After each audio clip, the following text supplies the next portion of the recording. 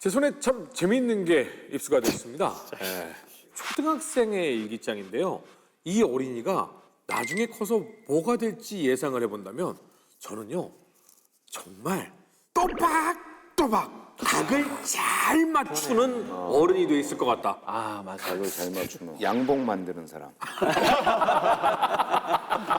자, 그러면 일기장의 내용을 한번 살펴보도록 하겠습니다.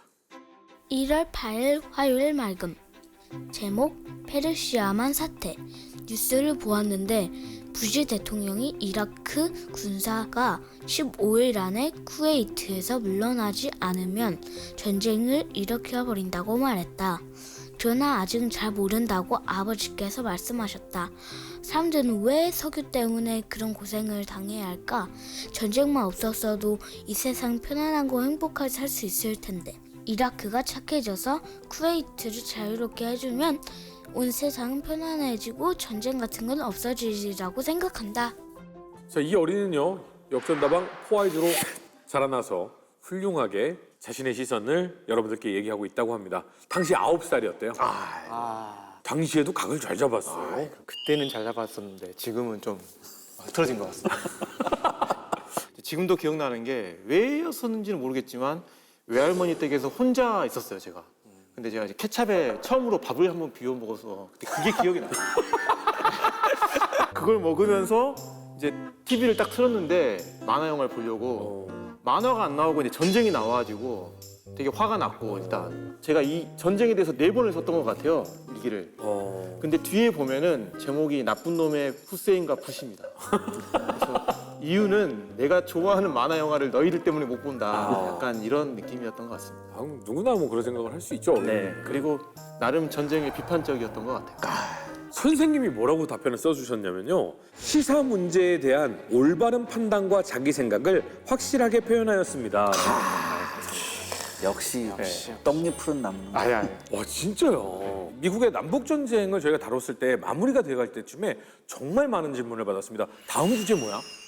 맞습니다. 걸프전입니다. 걸프전.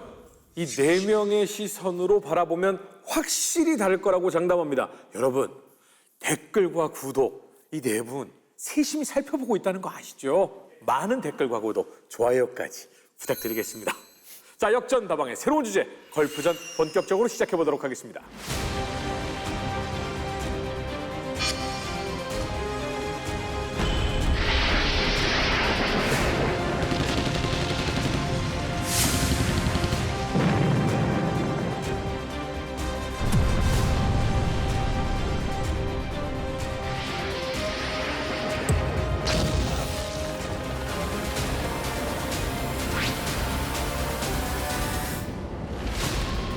요즘 다시 중동의 정세가 심상치 않다라는 얘기가 나오고 있습니다. 복잡한 역학관계를 따지면 한도 끝도 없는데요. 하지만 역전다방에서는요, 심플하면서도 깊이가 있는 박태근의 역사 요만큼이 있지 않습니까? 근데 원장님, 중동의 운명이 뒤틀리기 시작한 시점, 저희는 흔히 생각하기에는 뭐 이거 문명의 시작부터 혹은 뭐 이슬람의 역사의 시작 이렇게 생각하지만 사실은 한 100년밖에 안 됐다면서요? 그렇죠. 그러니까 저희가 이제 세계 역사를 보면 어느 지역에서의 굉장히 흔들림이 있고 요동이 있고 문제가 시작되는 거는 그 지역의 패권을 잡고 있는 제국이 흔들릴 때 요때부터 이제 흔들리기 시작을 합니다. 거의 16세기부터 19세기를 장악하고 있었던 오스만 투르크 그 제국이 흔들리면서부터 이 지역에 이제 본격적인 흔들림이 시작이 되는 거고, 이제 오스만 투르크 자체가 문제가 된 게 일단 첫 번째가 1908년에 오스만 투르크에서의 열혈 정객 엔베르 파샤가 쿠데타를 일으켰다고 할까요? 아니면은 뭐 봉기를 일으켰다고 할까요? 네. 그래가지고 정권을 잡아요. 그러면서 오스만 투르크의 민족주의, 그러니까 이때부터 이제 사실은 터키, 투르키의 민족주의라는 게 나오기 시작을 하는 거죠. 근데 그게 1차적으로 오스만 투르크 내부에 큰 충격을 하나 줬고, 이제 두 번째는 19세기 중반부터 오스만 투르크의 힘은 점점 약해집니다. 근데 여기에는 이제 러시아가 동진을 하면서 오스만 투르크의 힘은 약해졌는데, 그래도 오스만 투르크가 남아 있었던 거는 영국과 독일과 프랑스가 러시아가 너무 오는 거를 이걸 막고 싶었어요. 이걸 막으려면 오스만 투르크가 그래도 조금 버텨주는 게 낫겠다. 이때까지는 보고 있었던 거거든요. 근데 여기까지는 괜찮았는데 2차 세계대전이 발발을 하면서 오스만 투르크가 독일 쪽에 붙게 됩니다. 이게 독일 쪽으로 붙어버리니까 영국, 프랑스 입장이 바뀐 거죠. 아, 이렇게 잘못하다가는 독일하고 붙어가지고 더 성할 수가 있겠구나. 이렇게 되면서 오히려 이제 오스만 투르크 제국의 해체 쪽으로 가게 되는 겁니다. 그러면서 이제 1918년에 독일이 지고 나니까 오스만 투르크 제국도 해체의 길을 걷게 되는 거죠. 근데 이 당시 1차 세계대전 중에 혼란한 중동 상황을 보여주는 아주 유명한 영화가 있죠. 1962년의 그 명작 아라비아의 로렌스입니다. 이게 유명한 영국의 토마스 에드워드 로렌스라는 실존 인물의 이야기를 바탕으로 만들어진 작품인데요. 이때가 이게 1916년 전쟁이 한창일 때입니다. 이 아랍 민족들 이때서부터 그래 이 전쟁 틈을 타서 우리가 한번 독립을 해보자. 라고 이제 들고 일어난 바로 그 시점입니다. 그래서 이때 아랍 반란이라는 게 일어났었는데 이 독일이 이 오스만 투르크의 항상 뒤를 봐주고 있었거든요. 군사고문단 파견하고 전함도 주고 막. 네, 그렇죠. 그래서 이 독일식 훈련을 받은 오스만 군에게 번번이 깨져나가니까 이제 영국이 안 되겠다. 우리가 좀 도와줘야겠다라고 해서 그때 파견한 장교가 이 토마스 에드워드 로렌스였죠. 그래서 이 로렌스가 반란 세력의 중추였던 후세인 샤리프의 아들 파이살 왕자에게 가서 그와 함께 이 오스만 제국군을 막 물리치면서 거의 독립을 쟁취하는 직전까지 그게 바로 이 영화의 배경이죠. 특히 이 부분에서 잘 보여준 게 뭐냐면 사실은 영국이 아랍 부족들한테 니네 독립 도와주겠다고 뒤에서 협상을 쭉 했던 거예요. 그래서 그 당시에 아라비아의 부족들을 동원을 해가지고 튀르키예를 뒤에서 치는 역할을 한 겁니다.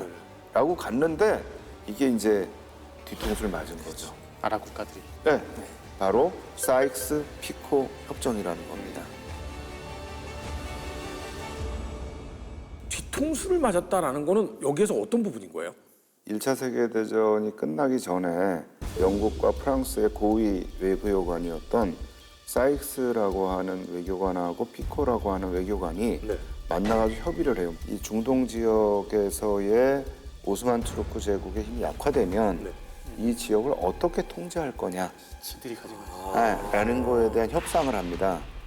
근데 앞에 말씀드린 것처럼 이 전쟁 과정에서 아랍 부족을 동원을 해가지고 니들 독립시켜줄게라고 약속을 해놓고 네. 실제 프랑스와 영국이 한 그런 협상의 결과에는 아랍 국가들의 독립에 대한 내용은 1도 들어가 있질 않아요. 그냥 갈라먹겠다. 그럼 네. 마치 식민지처럼 만드는 거예요? 대충 가운데로 나눠서 중간으로부터 아래 지역, 네. 여기는 영국, 그 다음에 그 가운데로부터 북쪽 지역, 네. 그건 프랑스. 그러니까 이게 뭔 차이가 있냐면 영국은 어차피 지중해하고 연해 있질 않아요. 그러니까 영국의 관심은 석유가 나는 지역하고 네. 어차피 우리가 접근을 하면 이집트의 수에즈 운하를 타고 들어가가지고 네. 우리는 걸프 안으로 해서 들어간다 이 생각을 하고 있는 거고 프랑스는 지중해에 대한 자기 패권이 있기 때문에 그렇죠. 지중해 연안한 지역들은 우리 패권으로 가져가겠다. 아. 그러니까 지금도 뭐 이 시리아, 레바논 이런 데는 네. 불어권 저게 아직 남아 있어요. 그런 식으로 이제 양쪽이 협약을 해버린 거예요. 여기에다가 이제 결정적으로 또 뒤통수 치는 이제 벨포 협정이 있습니다. 네. 어떤 입장이죠? 이게 뭐냐면은 팔레스타인이 사는 지역에다가 이스라엘 유대인들의 자치 지역을 만들어 주겠다라고 약속을 해준 겁니다. 이걸 유럽 사람들이 정한 거예요? 영국이 정한 겁니다. 영국이요? 네. 영국은 서로 이율 배반적인 약속을 같이 한 네. 거잖아요. 지금 아랍한테는 이렇게 해준다 그러고 유대인들한테 이렇게 해준다 그러고. 로스차일드 같은 유럽에 있는 유대인 대부고 가문들이 있지 않습니까? 그런 쪽에서 전쟁 노력에 협력해주는 대가로 그러면 이제 유대인들의 염원이던 팔레스타인 거기에 유대인들이 이제 살 수 있게 해줄게.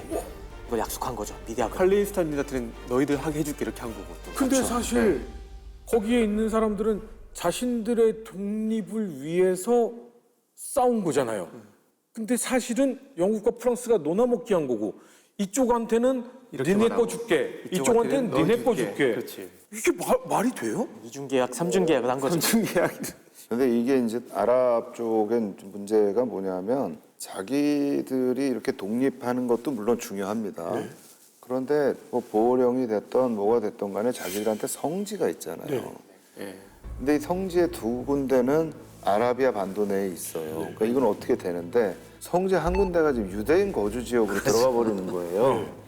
그러니까 이거는 아랍 사람들한테는 굉장히 정신적으로나 종교적으로나 이건 굉장히 큰 충격이 되는 거거든요. 그러니까 사실 완전히 뒤집어진 게 이유가 뭐냐면 이 사이코픽스 협정이 나올 때까지만 해도 러시아의 움직임에 대해서 많이 신경을 썼어요.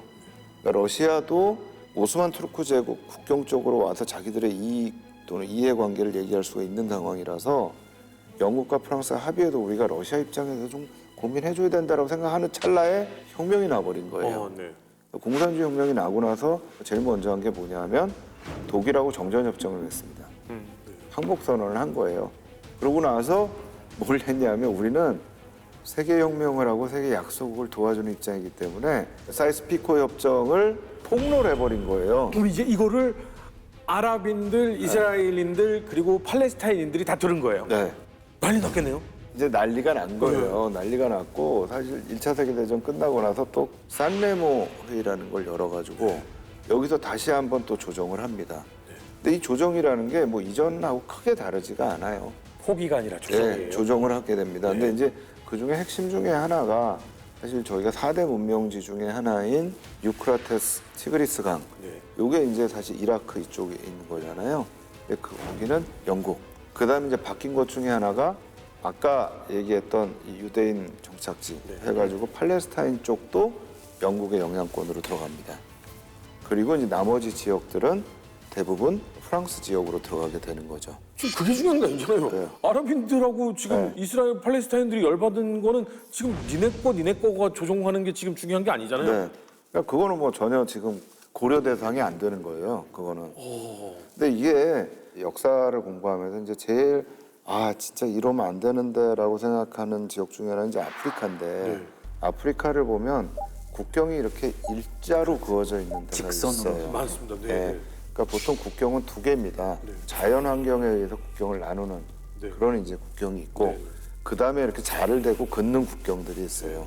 근데 이 자를 대고 긋는 국경이 대부분 제국주의의 유산에 의해서 만들어지는데 아랍에도 중동 지역에도 그런 국경들이 이때 나오기 시작을 합니다.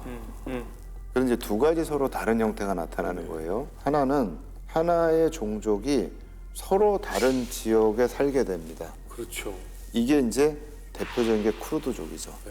그러니까 이렇게 지금 영국 영역, 프랑스 영역 나누다 보니까 쿠르드족이 터키도 살고 시리아도 살고 이라크에도 살고 이제 이렇게 되는 그래서 그 지역의 불안정성이 생기는 거고요.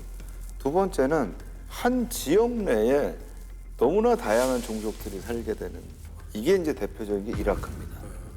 이라크에 쿠르드도 있지만 시아파도 있고 수니파도 있고 서로 다른 그거 자체가 이후에 지금까지의 모든 분쟁의 씨앗을 사실은 만들어내는 아니 근데 어떻게 저런 거짓말을 그렇게 눈앞에서 그냥 해요?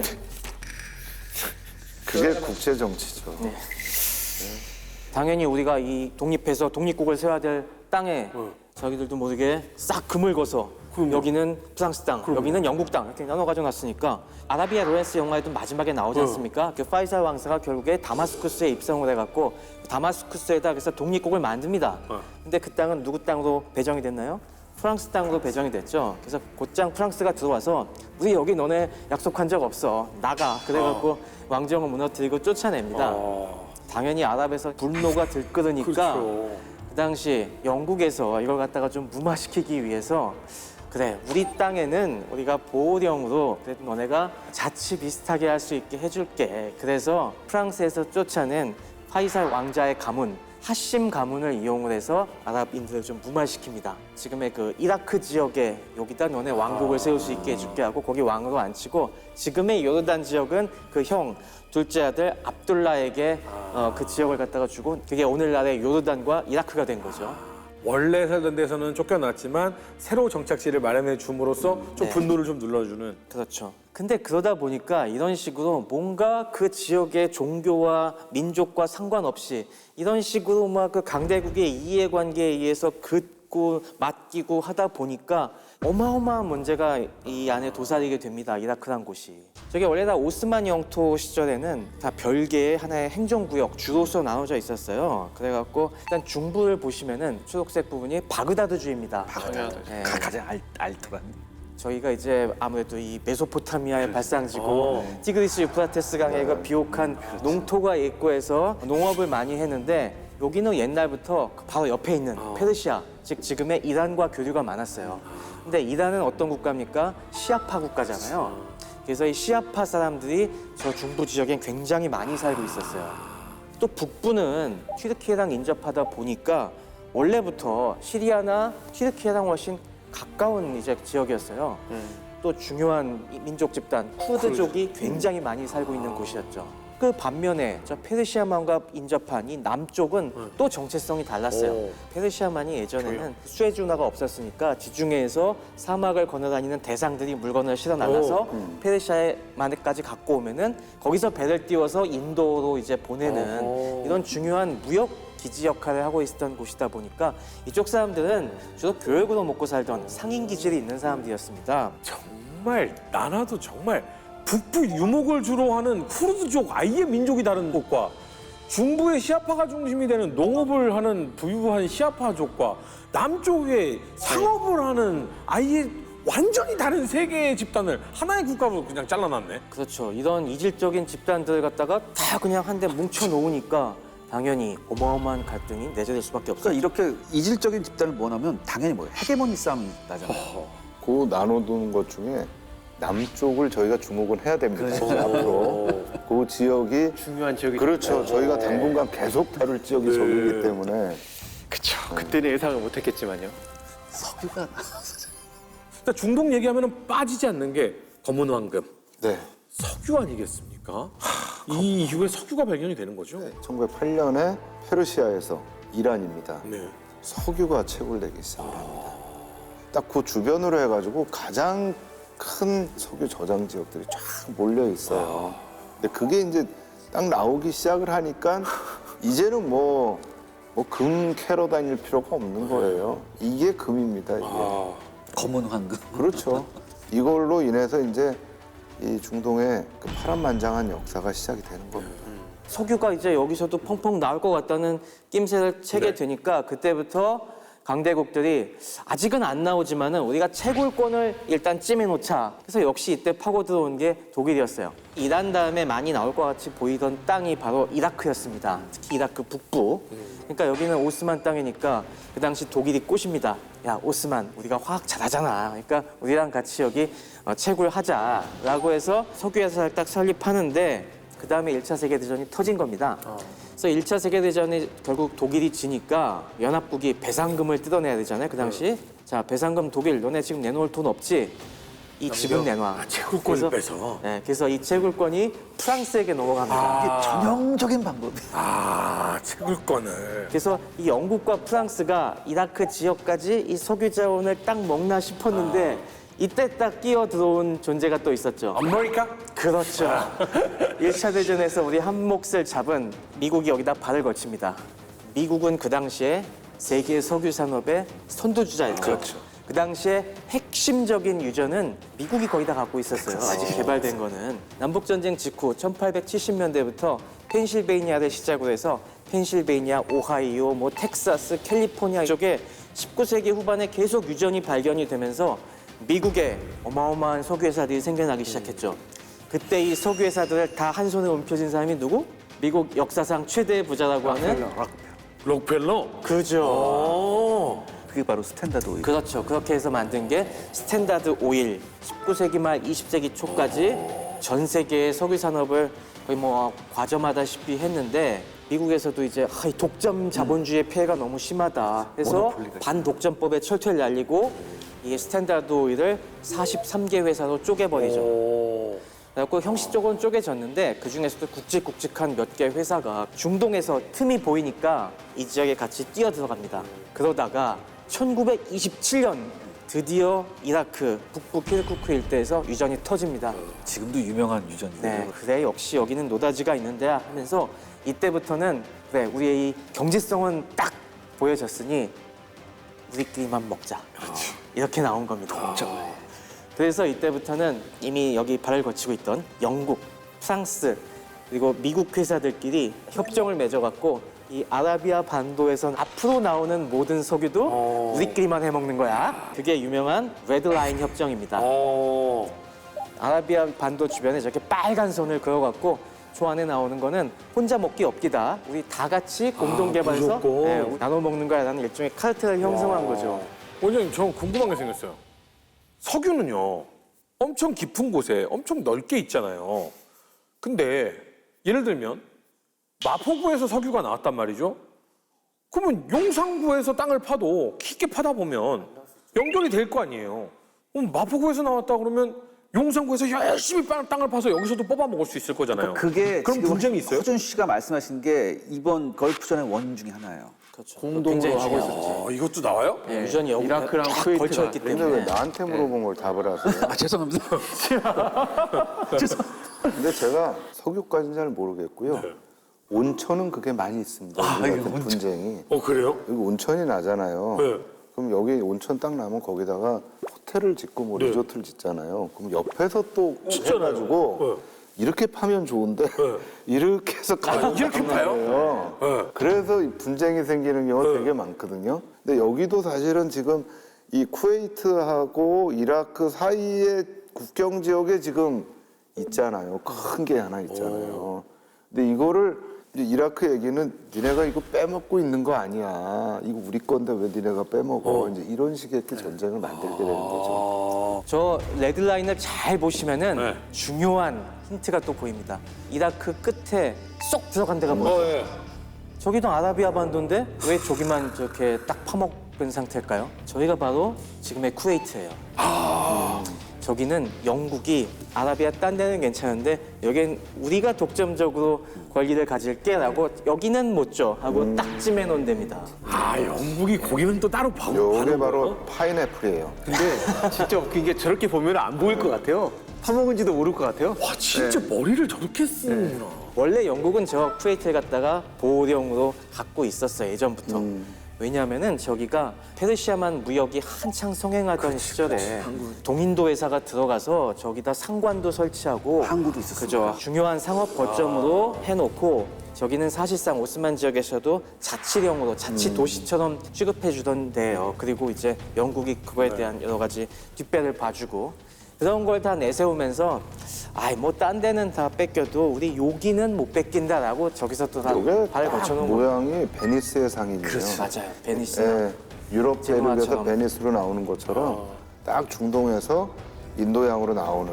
저도 미국에 있을 때 이제 차 타고 캔자스 가다 보면은 마치 우리 우물처럼 개인이 석유를 이렇게 하고 있어요. 그죠. 그렇다면서요? 네. 그러면 그 사람은 자기가 나오면 자기가 이제 쓰는 먹는다며요. 거잖아요. 그거를. 네. 그래서 되게 스케일이 다르구나.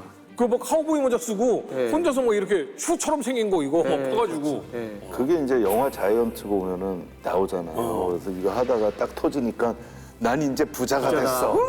라고 하는. 근데 이게 석유 나온다고 바로 쓸 수 있는 게 아니잖아요. 석유 나는 게 중요한 게 아니고요. 그걸 어떻게 정제하느냐가 또 중요하거든요. 그러니까 내 땅에서 석유가 난다 그래서 내가 부자다 이거 아니에요. 그렇죠. 자, 석유 얘기를 하다 보면 말이죠. 저희가 제일 처음 저희 방송 시작했을 때 고옥탄가. 저희가 이거 압축을 어떻게 하느냐에 따라서. 근데 우리가 일반적으로 타고 다니는 우리 같은 자동차는 고옥탄가를 넣어도 소용없다. 괜히 고옥탄가 넣었다가는 오히려 자동차에 악영향을 끼칠 수도 있다라는 거 알려주신 우리 최 박사님 아니겠습니까? 석탄에서 이제 석유를 뽑아내는 방법도 좀 알려주셨잖아요. 이제 삼탄 나올 때 됐습니다. 삼탄. 석탄은 밀어내고 석유가 완벽하게 최고의 전략물자 정점에 서게 됐습니다. 그러니까요. 왜 그랬을까? 여기에는 수많은 과학과 기술의 역사가 함께 어우러진 부분들이 있습니다. 그래서 뭐 이것도 하나의 작은 밀사쿨로 제가 먼저 설명을 드려볼까 합니다. 진짜. 자, 일단 이걸 이해하시려면은 석탄과 석유가 무슨 차이가 있는지를 한번 좀 알아봐야 될 것 같습니다. 네. 저 어릴 때는 석탄을 녹이면 석유라고. 그렇게 생각하던 시절도 고체와 있었으니까. 액체니까. 네, 그래서 단순히 진짜 뭐 열을 가하면은 석유가 되겠거니라고 생각할 수 있는데 완전히 틀린 건 아니에요. 지난번에 그래요? 저희가 석탄 액화 기술을 일본이 일본하고 시도했던. 독일하고 한다고 해가지고. 네, 거기다 근데 그냥 열을 가면 안 되고 뭘 넣어야 돼요? 수소를 집어넣어야 되는 거죠. 그 이유가 있습니다. 자, 저기 분자 모양을 보시면은 꼭 저런 모양만 있는 거 아닌데 석탄은 거의 탄소예요. 그리고 저 석탄 함량이 얼마나 많으냐에 따라서 무연탄, 유연탄, 뭐 갈탄, 역청탄 이런 거 들어보셨잖아요. 그래서 한국은 석탄은 굉장히 많이 나지만은 좋은 석탄이 아니다. 무연탄은 연탄 만드는 데가 좋지. 사실 석탄 많이 쓰는 데가 용광로, 제철 산업이잖아요. 근데 제철소에는 무연탄 넣어서 잘 안 되거든요. 역청탄, 그거보다 탄소가 적은 걸 넣어야 돼요. 그게 기름 성분들이 좀 있어갖고 이제 훨씬 화력이 좋습니다. 그러면 석유는 뭐가 다르냐? 석유는 액체잖아요. 석유는 분자 자체가 되게 작아요, 훨씬. 저 모양이 탄소가 그렇게 많지가 않고 이렇게 짜잘짜잘한 것들이 조그만 덩어리나 긴 사슬 형태로 돼 있어요. 수소가 많이 붙어 있네요. 그러니까 2대1 비율로 이렇게 쭉 가야 되는 거예요. 뭐 그 비율 따라서 다양한 종류가 섞여 있는데 어쨌건 전반적으로 좀 분자가 좀 작습니다. 그러네. 탄소가 몇 개 있습니까? 둘, 넷, 여섯, 여덟 개. 8개죠. 저게 뭐냐면 바로 옥탄이에요. 옥탄. 옥타가 8이란 뜻이잖아요. 그게 바로 옥탄이고요. 옥탄가. 네, 그리고 저 오른쪽에 보시면은 탄소가 하나 있는 거가 있죠? 그 주변에 수소가 4개 있는 게 저게 메탄이에요. 탄소가 3개 있으면은 프로판이고 프로판. 네. 그리고 저기 고리 모양으로 있는 것도 있죠. 탄소가 6개가 벤젠. 벤젠. 이런 수많은 종류의 이런 탄화수소, 탄소와 수소가 합쳐져서 만든 분자들이 뒤섞여 있는 게 석유예요. 근데요, 석탄은 탄소가 많기는 하지만 네. 어쨌든 탄소와 수소가 붙어 있잖아요. 네. 그리고 석유도 네, 탄소와 수소가 다 탄소와 붙어 수소가 있죠. 붙어 있잖아요. 그렇죠. 근데 얘는 고체고 쟤는 액체고 기체고 그래요? 고체는 석탄처럼 저렇게 탄소들이 다 덩어리져서 꽉 붙어 있으니까 그게 고체인 것이고 단단하게 붙어 있지 못하고 느슨하게 서로 그냥 따로따로 놀고 있는 게 액체잖아요. 그러다 보니까 저게 흐르죠. 액체인 상태로 존재하는 거죠. 겁나 신기하네. 네. 근데 제 박사님 진짜로 갑자기 이런 질문 정말 죄송한데요. 네. 석유가요. 네. 이렇게 막 식물하고 공룡하고 막 이렇게 눌려서 네. 거기 막 이렇게 석유가 됐다 그러잖아요. 네. 그럼 옛날에는 중동에 공룡이 중동에만 저렇게 많이 자랐어요? 우리 과학경제 호준이 배웠던 지식은 약간 옛날 지식이에요. 네? 자, 석탄과 석유가 어떻게 만들어졌는지 제가 한번 정리해 드릴게요. 이게 아직 완벽하게 규명된 건 아닌데 지금까지 밝혀진 설로는 일단 석탄은 만들어진 게 좀 석유보다 오래됐어요. 한 3억 6천만 년 전부터 한 3억 년 전, 참 상상도 할 수 없는 그 시절에 지구에 무슨 변화가 있었냐면은 나무가 생겨나기 시작했어요. 원래 나무가 없었어요, 원래? 원래는 나무가 없었지. 그냥 하늘하늘한 그런 식물들만 고사리들 자라다가, 막 이렇게 고사리 같은 맞아, 것만 맞아. 자라다가 이게 점점 딱딱해지면서 오늘날과 같은 목질을 가진 나무가 생겨나기 시작했는데 왜 딱딱해졌어요? 이게 딱딱해야지 높이 올라가고 해를 받으려고? 높이 올라가야 해를 더 많이 받을 수 있고 식물이 나무로 진화하기 시작한 거죠. 나무는 생겼는데 다른 것들이 안 나왔어요. 뭐냐? 이 나무를 분해할 수 있는 미생물이라든가 아니면 나무 파먹는 흰개미 같은 생물들이 진화가 안 됐어 아직. 생기긴 했는데 없앨 수 있는 능력이 없구나. 그 당시 나무는 어마어마하게 컸겠네요. 그렇죠. 이 당시 나무가 엄청나게 크고 쓰러지고 하면서 땅에 떨어지면은 그걸 사라지질 않아. 사라지지가 않는다. 처리할 수 있는 생물이 없는 거야. 오늘날과 같이 나무가 쓰러지면 즉시 그냥 수많은 미생물들과 그쵸, 그쵸. 흰개미 같은 것들이 달려 들어갔고 싹 분해해버리잖아요. 근데 이 시기엔 그렇게 안 됐기 때문에 이 나무 잔해가 고스란히 묻히고 이게 땅 속에 들어가서 이게 점점점 다른 성분이 빠져나오면서 이게 석탄이 돼버린 거예요. 그래서 이 시기를 석탄기라고 하잖아요. 지질시대에서. 고생대 석탄기. 그러면 그 이후에는 이 미생물이 새로 생긴 이후에는 석탄이라는 건 새로 만들어지지 않네요? 아주 조금밖에 안 만들어졌겠죠. 지금 우리는 그때 만들어진 석탄을 쓰고 있는 거잖아요, 지금도. 네. 석유는 그 좀 뒤에 고생대에서 넘어서 중생대, 중생대 하면 대표적인 생물이 바로 공룡이잖아요. 공룡 시대에 주로 생겨난 건 맞아요. 근데 예전에는 탄소와 수소를 갖고 있는 유기물이 뭔가 변해야 그 석유가 될 텐데 그래서 예전에는 그 당시엔 공룡이 많았으니까 공룡 사체가 변한 거 아니겠냐라고 생각한 걸 배웠었는데 이게 요즘은 학설이 좀 바뀌었어요. 생각을 해보면은 그 시절에도 미생물이 살고 있었기 때문에 공룡 사체가 엔간에서 남아날 수가 없어. 다 분해돼 버리고 탄화수소가 남을 수가 없어요. 그래서 얘네들이 어디서 생겼을까 하고 생각하냐면은 바다에서 우리 바다에 플랑크톤 같은 것들 많이 살잖아요. 플랑크톤이나 해조류 얘들에 생겼을 거라고 생각해요. 왜냐하면 얘들이 죽으면 어디로 가겠어? 얘들은 바다 밑으로 가라앉겠지. 근데 물 속에서는 이런 미생물들이 번식하기가 쉽지가 않아요. 분해하는. 그러니까 이 바닥에 그런 것들이 오랜 세월 층층이 쌓이면서 열과 압력을 받아서 얘네가 분해가 되고 변성이 된 게 석이라고 생각하죠. 그럼 원래 바다였던 곳이 육지로 되면서 거기서 석유 파는 거니까 지금. 원래 그 바닥이었다고 우리가 보는 거죠. 그렇기 때문에 지금 유전지대가 해안가에 많이 있는 거죠. 그쪽에 많죠. 아, 그러면 그래서 바다에도 있고. 미생물이 죽으면서 가라앉으면 바다 깊은 곳으로 들어가면 이 바다 깊은 곳에서는 잘 안 썩어요? 그렇죠. 뭐 우리 해저 보면은 그 해저 깜깜하잖아요. 밑에는 깜깜해서 미생물들이 잘 살기 어렵잖아요. 그렇죠. 네. 그리고 일반적인 다른 분해하는 생물들이 살기도 어렵고. 그러니까 그런 것들이 오랜 세월 퇴적이 되고 압력과 열을 받아서 이제 석유가 됐는데 그것만 조건이 아니에요. 그럼요? 조건이 몇 개가 더 맞아야 돼. 처음부터 이렇게 많은 석유가 한 뭉치로 있는 게 아니야. 그럼요. 얘네들이 조금씩 방울 생겼을 거 아니에요. 그럼 얘들이 어딘가 모여야겠지. 그렇죠. 그러려면은 공간이 있어야 돼. 얘네들이 들어간 이 땅이 기름 성분이 잘 통과하는, 그러니까 구멍이 숭숭숭숭 뚫린 사암이라든가 이런 암석층에 있어야 돼요. 그리고 이제 움직일 때 어느 방향으로 움직이겠어요? 낮은 방향으로. 기름은 물보다 무거워요, 가벼워요? 가벼워요. 가볍죠. 위로 어디 올라가겠어? 위로 올라가려고 하겠죠. 그러니까 이 안반 속에 있던 게 서서히 위로 올라가는데 이게 그냥 계속 위로 올라가면 어떻게 되겠어요? 하늘로 올라가 버리겠죠. 그렇죠. 그냥 지상으로 물 위로 떠올라서 그냥 증발해 버리겠죠.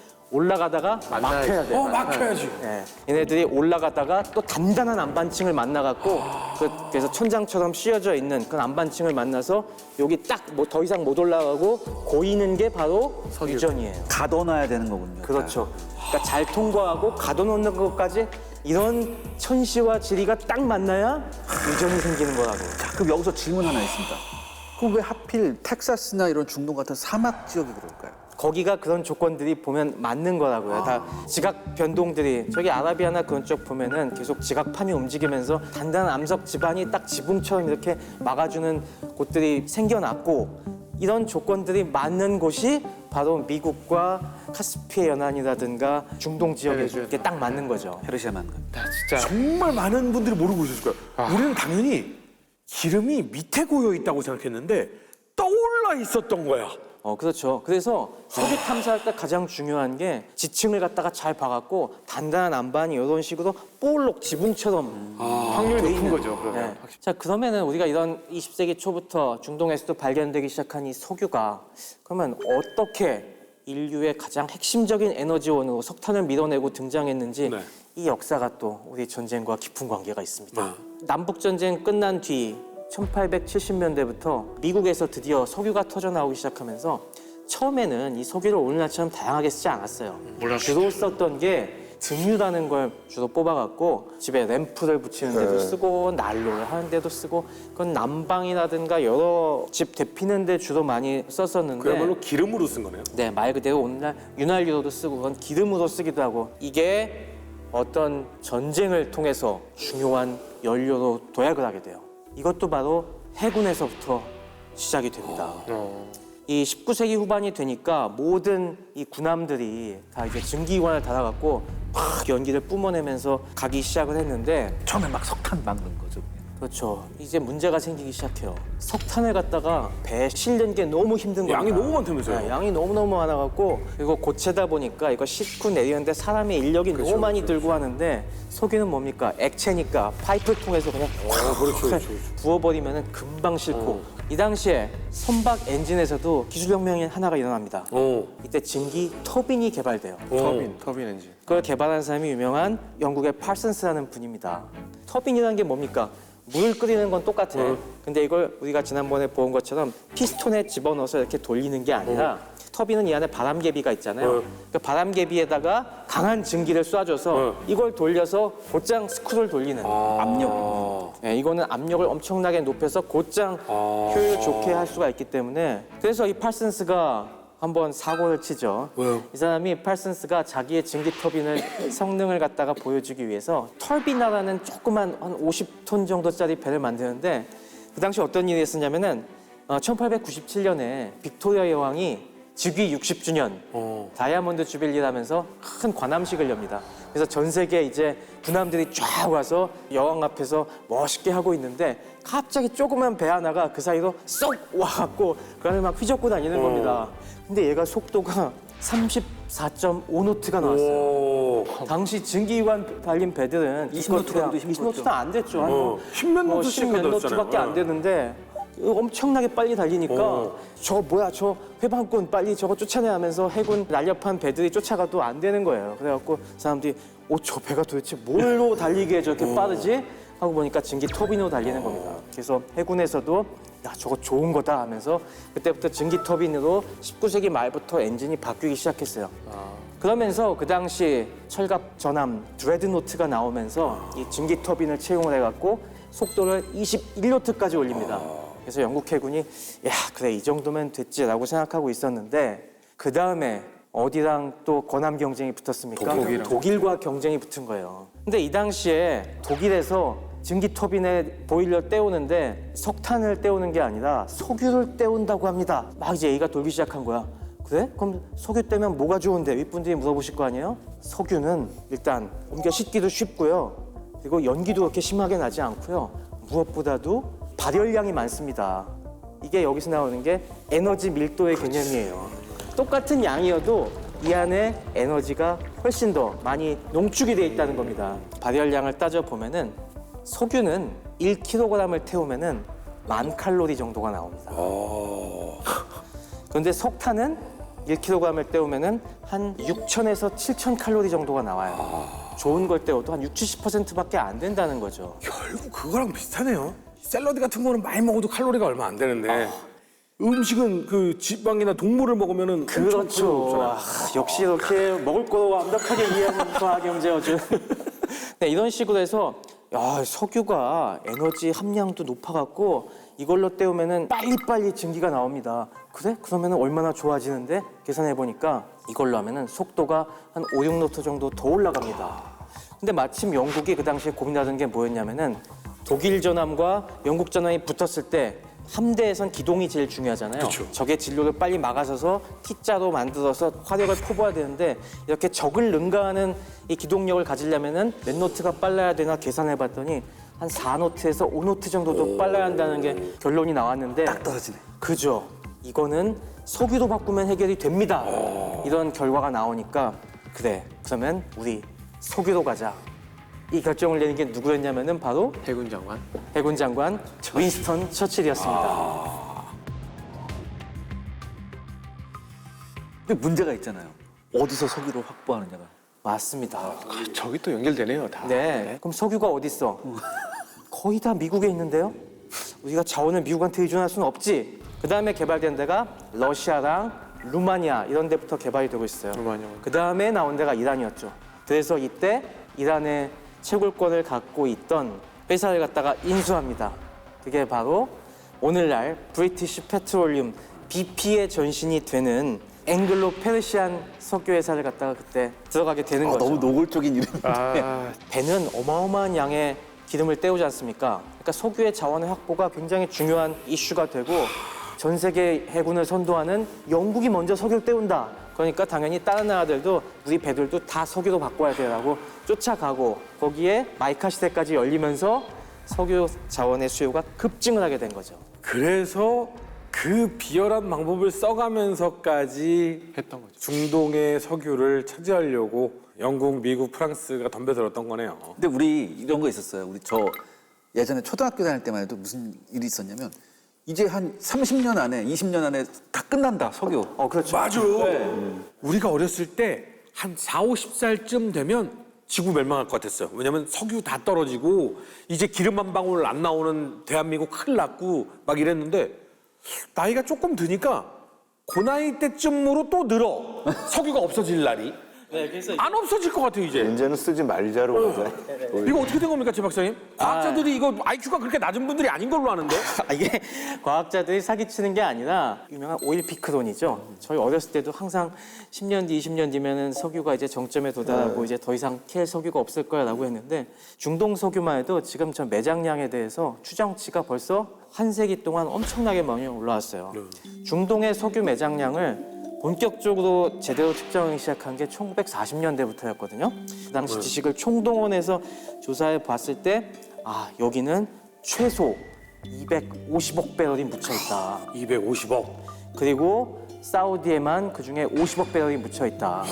이게 어느 정도 감이 안 오실지 모르겠는데 지금 우리나라가 1년에 사용하는 석유가 대략 한 9억 배럴 정도 됩니다. 와, 우리나라 많이 쓰네. 네, 우리나라도 어마어마한 석유 많이 쓰는 나라인데 9억 배럴씩으로 따지면은 중동에 우리나라 25년치 쓸 정도가 최소한 있다. 최소한. 와, 중동 거를 뽑았어도 우리나라 거 25년이면 다 쓴다고? 그러니까. 와. 그런데 지금은 얼마나 늘었는지 아십니까? 얼마예요? 사우디에만 밝혀진 매장량만 2,600억 배럴이에요. 사우디만 50배 이상 50배. 더 발견이 된 거예요.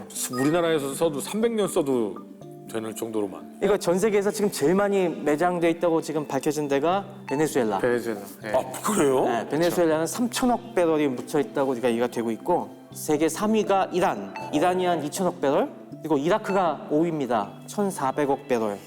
그리고 한 쿠웨이트와 아랍에미레이트가 각각 한 1,000억 배럴씩. 그래서 전 세계에 지금 밝혀진 캐낼 수 있는 매장량만 대략 한 1.7조 배럴 정도가 있어요. 그러니까 이거 같은 모자라다 막 가면 그때마다 과학자들이 계산해 보니까 요만큼씩 뭐 아니 계속 그러다가 나를 파보니 새로 발견되는 새로 계속 발견이 그러니까 이 되는 정도면 찾을 생각이 없었던 거 아닌가라는. 열심히 찾았어요. 근데 기술이 부족했던 거지. 그러니까 사실 석유 자원은 상당 기간 뭐 걱정할 수준은 아니에요. 최 박사님, 솔직하게 얘기해주세요. 진짜 솔직하게. 우리끼리니까. 네. 이 정도면 진짜 많잖아요. 네. 탄소를 지구 바깥으로 보낼 방법은 없어요? 그게 있으면 좋은데 그게 없어요. 그러니까 탄소를 줄일 생각하지 말고 탄소를 바깥으로 내보낼 수 있으면 지금도 이거 로켓 하나 쏘아 올리는데 저렇게 힘든데 그걸 어떻게 긴 빨대를 해서 계속 쏘는 거야. 뭐 비슷한 아이디어가 있긴 한데 이 중력 때문에 거기까지 올리는 게 쉽지가 않아요. 그래서 대신 요즘 연구하고 있는 게 이 탄소를 갖다가 다시 옛날 파낸 유전들 있잖아요. 그럼 그 속에 땅이 비어 있을 거 아니야? 거기다가 다시 집어넣자. 그런 얘기는 하고 있지. 할 수 있잖아요. 그 기술을 열심히 개발하고 있는데 아직은 돈이 너무 많이 들어요. 그러면은 그래서 경제성이 없어. 지금 이제 그거는 많이 하죠. 이제 내연기관들을 잘 해가지고 탄소 배출을 줄이는 방식으로 전기차도 문제가 있는 게 사실은 전기차에 들어가는 전기를 만드는데 탄소가 엄청 배출되기 때문에 전기 배터리 만드는데 탄소 들어가고 전기 만드는데 그것도 탄소 그린이라고 꼭 볼 수는 없어요. 그렇죠. 자, 그리고 그러면 최 박사님 또 한 가지 제가 질문하겠습니다. 진짜로요. 저 어렸을 때요. 우리는 20에서 30년 뒤면요. 전부 다 방호복 같은 거, 은박지로 덮인 거 입고 다니지 않으면 다 피부암 걸려서 죽는 줄 알았어요. 왜? 오존층이 다 파괴돼가지고 우린 다 피부암 걸려 죽는다 그랬어요. 식량도 다 지금 지구의 오존층은요. 건강해졌대요. 그거는 과학자들이 경고를 해서 그때 오존층을 파괴하던 프레온 가스 사용을 중단했잖아요. 그래서 다시 이제 오존층이 회복된 거예요. 저희가 지금 그것 때문에 전 세계 국가들이 모여가지고 매년 회의를 해요. 근데 이제 뭐가 문제가 되냐면 진짜 이 문제 해결하기 위해서 우리가 석탄이나 석유 에너지 줄여야 되고 탄소 중립 가야 되고 얘기를 하는데 지금 개발도상국들은 선진국들 니네가 그동안에 이렇게 써가지고 세상을 다 망쳐놓고 우리 보고 쓰지 말라 그러면 우리는 어떻게 발전하냐. 그래서 이제 이걸 해결하려고 모여가지고 하니까 개발도상국들이 우리한테 보상금을 달라. 그럼 우리가 탄소 관련 에너지들을 안 쓰겠다. 이거에 지금 붙어 있어요. 이거가 지금 합의가 이루어지기 되게 힘든 지금 조건이고요. 그렇기 때문에 저희가 탄소 중립에 대해서는 경각심을 가져야 된다는 겁니다. 그래서 저는 너무나도 그래야 된다고 생각하는데요.